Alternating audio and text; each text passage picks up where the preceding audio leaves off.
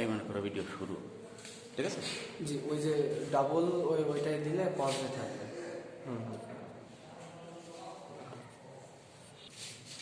আচ্ছা আচ্ছা, আমরা আজকে যে জিনিসটা দেখবো সেটা ছিল অধ্যায় 2 ভেক্টর।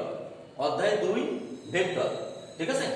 আচ্ছা, এর এখানে আমরা যে জিনিসগুলো শিখবো সেই জিনিসগুলোর মধ্যে আছে, এক নম্বরে আসলে ভেক্টর রাশি, স্কেলার রাশি। তার আগে আমাদের যে জিনিসটা জানতে হবে সেই জিনিসটা হচ্ছে কি, যে রাশি জিনিসটা কি। রাশি রাশি আসলে এমন জিনিস যে বস্তু জগতের যে জিনিসগুলো আমরা কি করতে পারি, পরিমাপ করতে পারি। এই পরিমাপ করা জিনিসগুলোকে বলা হয় রাশি, তাই না?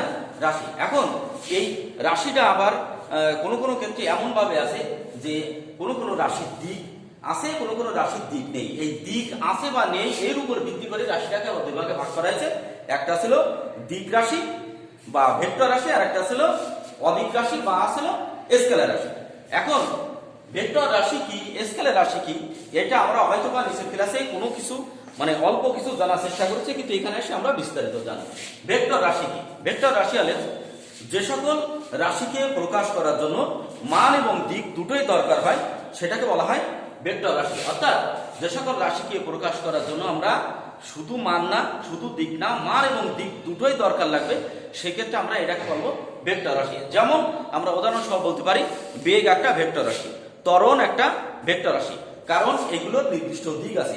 বেগের সংজ্ঞা থেকে আমরা বুঝতে পারি যে কি, বেগ হচ্ছে এমন জিনিস যে যার নির্দিষ্ট দিক আছে এবং তার তোমার নির্দিষ্ট মান আছে, এইরকম তার এই জন্য এদেরকে বেগকে আমরা ভেক্টর রাশি হিসেবে প্রকাশ করি।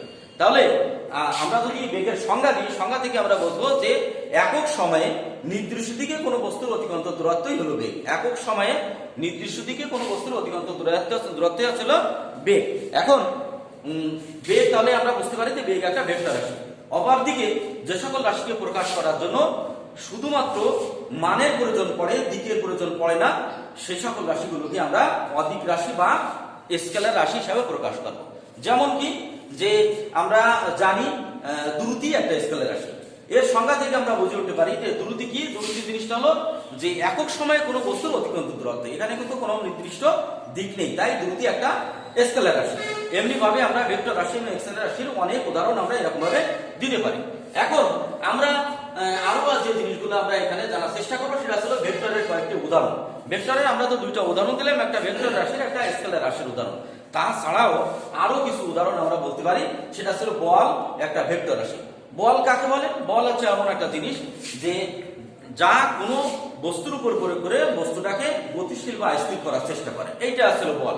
তাহলে বলটা কিন্তু আমরা কোনো একটা বস্তুর উপর যদি বলটাকে প্রয়োগ করি তাহলে আমরা নির্দিষ্ট দিক বরাবরই প্রয়োগ করি। অর্থাৎ বল যদি প্রয়োগ করা হয় তাহলে বস্তুটা একটা নির্দিষ্ট দিক বরাবর যায়। তাহলে বল একটা ভেক্টর রাশি হিসেবে আমরা বিবেচনা করতে পারি। তাছাড়া আরো আছে, মনে করো যে আমরা ধরে নিলাম একটা তল জিনিসটা কি। তল আসলে কোনো বস্তুর পৃষ্ঠকে তার তল বলা হয়, এর কিন্তু কোনো নির্দিষ্ট দিক পাওয়া যাচ্ছে না, তাহলে আমরা এটাকে কি বলে নিতে পারি? এটা আসলে একটা স্কেলার রাশি। একইভাবে আমরা যদি বলি টর্ক জিনিসটা কি, জিনিসটা সম্পর্কে আমাদের হয়তো বা ধারণা নেই, কারণ নিচের ক্লাসে আমরা জিনিসটা পড়ে আসিনি।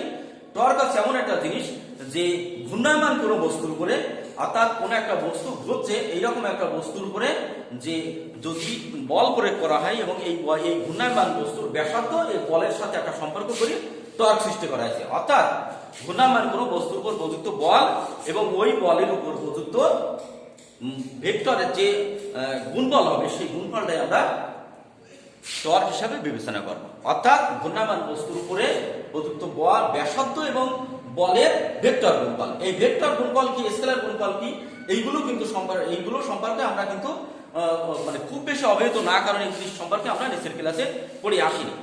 এই কারণে এইগুলো আমাদের একটু বুঝতে অসুবিধা হলেও আমরা চেষ্টা করবো যাতে সহজ সরল ভাবে এগুলো কিভাবে বোঝা যায়। তাহলে এইরকম একটা উদাহরণ আমরা আরো অনেক কিছু পাবো সামনের দিকে। তারপরে যে জিনিসটা ছিল ভেক্টর রাশির প্রকাশ। ভেক্টর রাশিকে আমরা কিভাবে প্রকাশ করতে পারি? ভেক্টর রাশিকে প্রকাশ, অর্থাৎ কোনো একটা জিনিস যে ভেক্টর বা কোনো একটা বস্তু বা উপাদান যে ভেক্টর, সেটা আমরা কিভাবে বুঝবো? এর বোঝার জন্য বেশ কিছু উপায় আমরা জানি। সেই জিনিসটা এমন যে সেটা হচ্ছে কি, মনে করো যে একটা ভেক্টর, আমরা এটাকে কিভাবে বুঝবো যে একটা ভেক্টর রাশি? এইটা বোঝার জন্য যে জিনিসগুলো আছে, মনে করো যে এর উপরে এইরকম একটা দাগ কাটা আছে, এই দাগটা দেখলে বলবো যে এটা একটা ভেক্টর রাশি। আবার যদি এইরকম ভাবে দিই, অর্থাৎ এই ভেক্টরের উপরে, অর্থাৎ এই একটা বস্তু এর উপরে একটা অ্যারো চিহ্ন বা এরকম ধরনের দিক চিহ্ন দেওয়া আছে, এই জিনিসটা দেখলেও আমরা বলবো এটা একটা ভেক্টর রাশি। তাছাড়া যদি কোনো একটা অক্ষরের নিচে বা কোনো একটা ভেক্টরের নিচে যদি এরকম ভাবে দাগ কাটা থাকে, তাও আমরা বলবো এটা একটা ভেক্টর রাশি।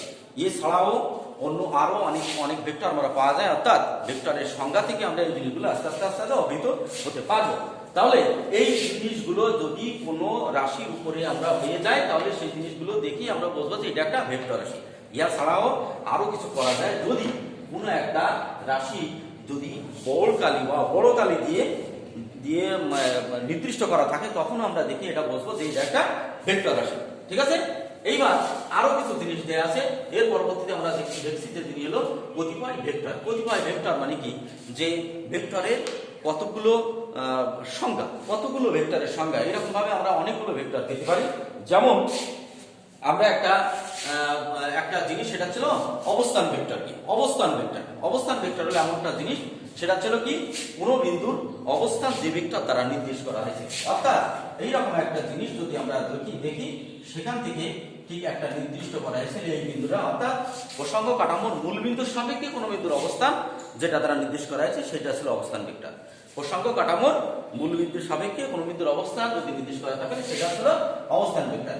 আমরা যদি বলি সমান ভেক্টর কি, বিপরীত ভেক্টর কি, সমান ভেক্টর মানে কি, দুই বা ততোধিক ভেক্টরের মান সমান এবং একই দিকে প্রয়োগ করা হয়েছে, তাহলে এইগুলোকে আমরা বলবো ছিল সমান ভেক্টর।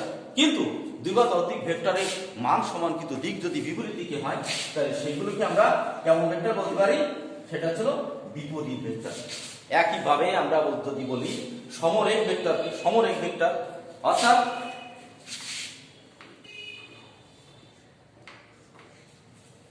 দুই বা ততোধিক ভেক্টর যদি একই রেখা মানে কি, আমরা রেখা বলতে পারি, এখানে বোঝাচ্ছি যে অক্ষ, এক্স অক্ষ, ওয়াই অক্ষ এবং জেড অক্ষ, অর্থাৎ কোন দিকে ভেক্টর যদি একটা অক্ষ বরাবর, অর্থাৎ এক্স অক্ষ বরাবর যদি যায়, তাহলে সেটা একটা ভেক্টর আমরা প্রকাশ করব।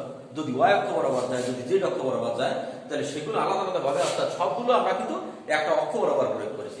অর্থাৎ এগুলিকে বলা হবে কি, আমরা কি বলতে পারি, এই ধরনের ভেক্টরকে আমরা কি বলতে পারি, সমরেখ ভেক্টর। সমরেখ ভেক্টর মানে একই রেখায় প্রয়োগ করা হয়েছে সবগুলো।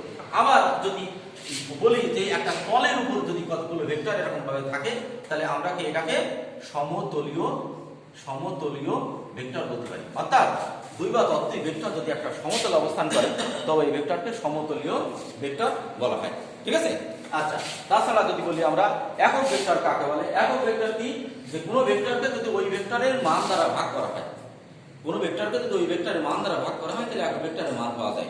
সংজ্ঞা হিসেবে আমরা এরকম বলতে পারি, কোনো ভেক্টরের মান যদি এক হয় বা একক হয়, তাহলে তাকে একক ভেক্টর বলা হয়। অর্থাৎ যে ভেক্টরের মান এক বা একক, তাকে একক ভেক্টর বলে।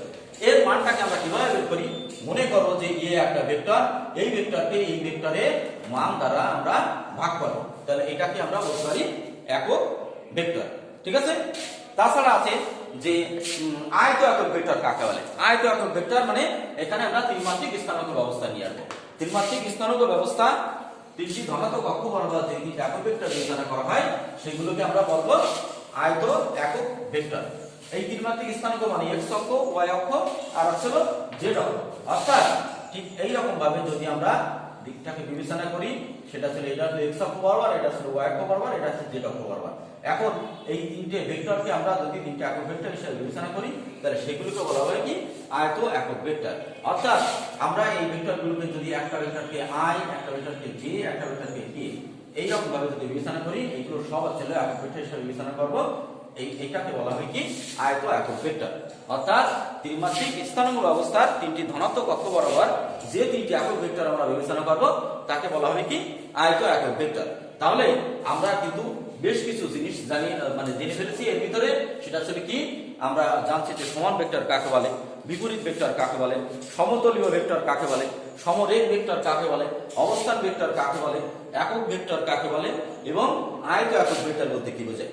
তাহলে এই জিনিসগুলো আমরা পর্যায়ক্রমে জেনে এটা বোঝার চেষ্টা করব, বারবার করে এটাকে বারবার করে আমরা কি করব, মনে রাখার চেষ্টা করব এবং বাড়ি থেকে একটু বই দেখে বা খাতা নিয়ে এগুলো আমরা বারবার দেখে এইগুলোকে জানা এবং শেখার চেষ্টা করবো।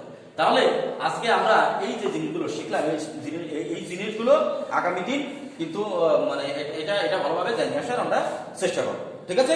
এই তাহলে এই পর্যন্ত এটাকে আমরা